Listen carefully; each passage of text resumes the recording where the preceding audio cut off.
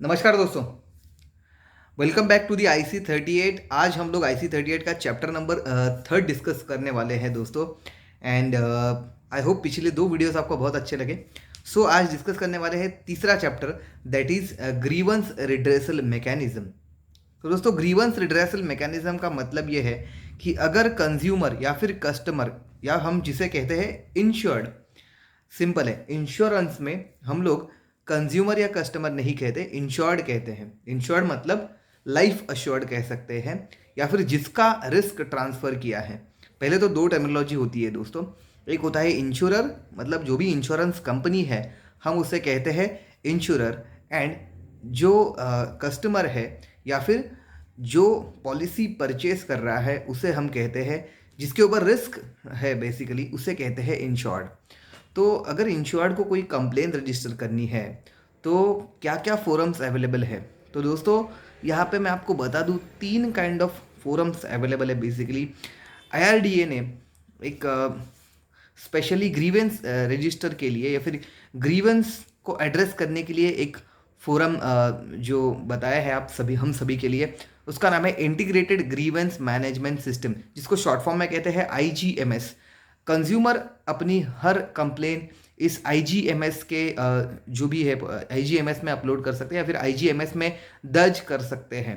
दूसरी तरतूद है अंडर कंज्यूमर प्रोटेक्शन एक्ट 1986 के तहत। कंज्यूमर प्रोटेक्शन एक्ट 1986 के तहत तीन फोरम दिए गए हैं इंश्योर्ड्स को, कि जहाँ पे वो अपनी कंप्लेन रजिस्टर कर सकते हैं दोस्तों। तो तीन फोरम्स की शॉर्टली जानकारी मैं देना चाहता हूँ। तीन फोरम होते हैं, एक होता है पहला डिस्ट्रिक्ट फोरम, दूसरा होता है स्टेट फोरम, एंड तीसरा है नेशनल फोरम। तो दोस्तों, डिस्ट्रिक्ट फोरम जो है उसकी लिमिट है up to size of 20 lakhs. Case size अगर 20 लाख या उससे कम है तो उसको रजिस्टर किया जा सकता है स्टेट डिस्ट्रिक्ट फोरम में। 20 लाख से 1 करोड़ तक या फिर 99.99 लैक्स तक, ठीक है, 20 लाख से 1 करोड़ के दरमियान की अमाउंट की अगर आपकी केस साइज है तो दोस्तों आपको रजिस्टर करना होगा under state forum. And if your case size is more than 1 crore, then आपको रजिस्टर करना होगा एक नेशनलाइज्ड फोरम में। दोस्तों, वापस एक बार बता दूं, ये कोई सिविल कोर्ट्स नहीं है, ये आते हैं अंडर कंज्यूमर प्रोटेक्शन एक्ट 1986 के तहत। इसके अलावा और एक इम्पॉर्टेंट चीज़ है दोस्तों, और एक फोरम है जहाँ पे ये इंश्योर्ड जो रजिस्टर कर सकते हैं उसको कहते हैं ऑम्बुड्समैन। ऑम्बुड्समैन का सिंपल मतलब होता है लोकपाल। तो दोस्तों, इंडिया में टोटल 12 ऑम्बुड्समैन रजिस्टर है।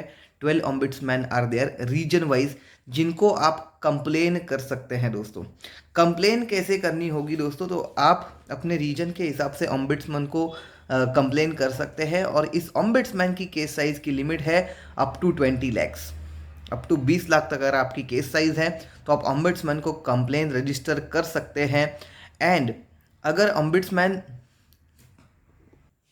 तो अगर मान लीजिए किसी इंश्योरर ने या फिर इंश्योरेंस कंपनी ने आपकी जो है क्लेम को रिजेक्ट किया है, तो उस रिजेक्शन डेट से 1 साल के अंदर अंदर आपको अम्बुड्समैन के और अम्बुड्समैन को अप्रोच करना है for registering your complain. And अम्बुड्समैन 3 महीने में इसका रिवॉर्ड डिक्लेयर कर सकते हैं। रिवॉर्ड डिक्लेयर करना मतलब उस इंश्योरर को जो भी चार्ज या फिर फाइन लगाना है वो या फिर जो स्टेटमेंट देना है इंश्योरर को कि यहाँ पे आपको पेमेंट करना होगा इंश्योर्ड को, वो 3 महीने के अंदर ऑम्बुड्समैन को रिजॉल्व करना है। तो दोस्तों, इंश्योरेंस में अगर आपको वापस एक बार रिवाइज कर रहा हूँ, 3 काइंड ऑफ फोरम है आपके लिए। अगर आपको कोई भी कंप्लेन दर्ज करनी है या फिर कोई क्लेम आपका रिजेक्ट किया गया है तो 3 फोरम है। पहला होता है IGMS integrated grievance management system.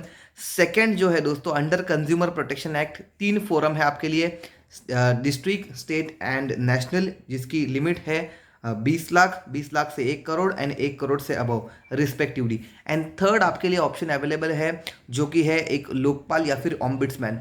सो 12 ऑम्बुड्समैन है, डिपेंड्स ऑन योर रीजन। अगर आप कोई पॉलिसी डॉक्यूमेंट खोल के देखेंगे तो पॉलिसी डॉक्यूमेंट में आपको सारी ऑम्बुड्समैन की डिटेल्स भी मिल जाएंगी दोस्तों।